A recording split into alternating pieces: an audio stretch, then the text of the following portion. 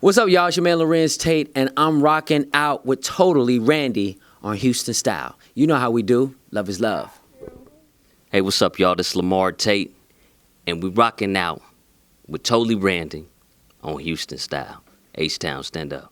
Hey, Style fam, I'm sitting here with the brothers who found the fountain of youth. No, I'm just kidding. It's Larenz and Lahmard Tate. Thank you guys for sitting with Houston Style Magazine. Thank you. Totally Randie. Thank you. Yeah. So listen, you guys, first of all, the Tate Brothers were trending #1 worldwide on Twitter. Yes. Wow. You guys come out, you turned a very gritty New York drug-based, series into a political drama.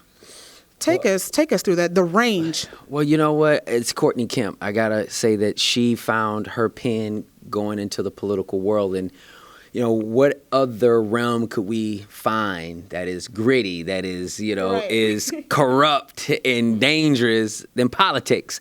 And, Councilman Rashad Tate is the conduit to sort of get us to that place and to bring James St. Patrick into the realm of politics so that he can clean up his image. And in doing so, he's finding out that, it is just as, grimy and dirty as the streets. Right. And that's his real life. We've seen it play out in the media all the time. Right. And you did an excellent job at that. Your range, like I said, was shown. And, of course, you had your brother by your side for the episode that we forgot all about Power, and it was the Tate Brothers show.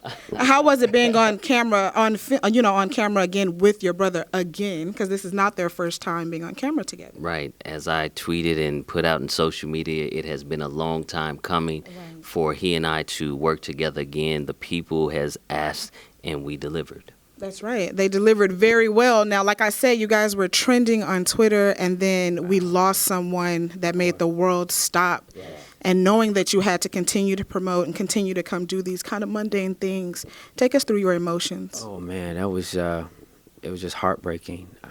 You're right. The world did stop.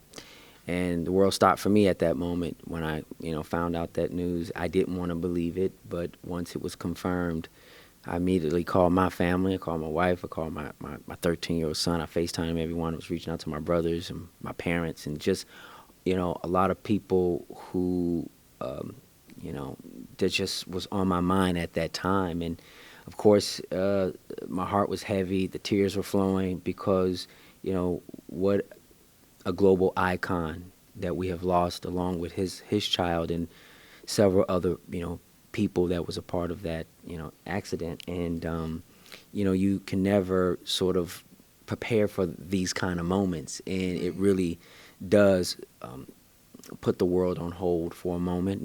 And, we still had a duty to, talk about what we were doing as far as Power and, letting people know, it was a celebratory moment for, for us, right. But it was a somber day in general. But again, we were able to kind of push through. And when we screened the project, the episode 614 last night, we had a moment of silence for Kobe and his family and those who were lost and their family. So again, it was definitely a tough day, a tough moment, and it's going to take a moment for a while for LA and those who love Kobe to sort of, piece it all together and move on. Right, because he's a part of all of our lives. Yeah, sure. And you said that, you guys came here to Houston, H-Town, and Power Never Ends. That was our hashtag. This is your last stop. But what's next for the Tate Brothers? Oh, my gosh, for the Tate Brothers. I just want to first say I had a great time on Power. It was an opportunity that was one to be remembered. In regard to what we have outside of Power, we have a audio series, Bronzeville, that is in its second season that we're just finishing up, as well as a couple of projects that we've had that shot and getting ready to try to put out and distribute. And then we have another project we're trying to do that would consist of us producing as well.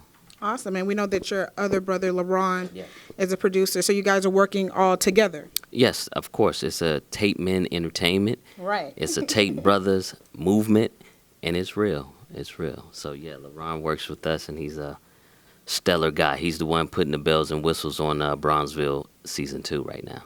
I love that. And I have to get this fan question out. Shout out to Oshi B. Rockin for sending the fan question. But how do you guys stay so young? Like, you look like you never age. The truth of the matter is mom and pop, the DNA, the genetics. You know what I'm saying? Mom and pop are still looking great. And for those who ask, we appreciate that. That's an incredible compliment. But it goes to moms and pops. Right. So there's no fountain of youth. It's called melanin. That's what it says. Melanin. Right. We love that. And last question. Everybody wants to know if there's a Love Jones coming out. Now, I say don't touch a classic. Right. But have you considered it? Like, We what have you? definitely considered it. It's just that we couldn't find the script that would match what we had already put out there. Right, You right, can't right. go and mess up a classic. So, Right. I mean, I think, we kind of go back and forth. Neil Long and I keep going back and forth. Do we want to do it? Do we not want to do it? But I can say that I would love to work with Nia again in a capacity like Love Jones if it's not a sequel. And she's amazing, and it'll be great for us to do something again and hopefully make another classic. Ladies and gentlemen, the Tate Brothers. Thank you guys so much. Appreciate you. Hey, Number real love. quick, before we finish, what was the name of the person who asked the question? Oshi B. Rockin. Oh, she be rockin'. She be rockin'. Oh, she be rockin'. Hey, she be rockin'. Up in H-Town, where it goes down. Hey, what? That's that flow right there. And mic drop by Lahmard. Thank you guys so much. Keep watching. I'm totally Randie.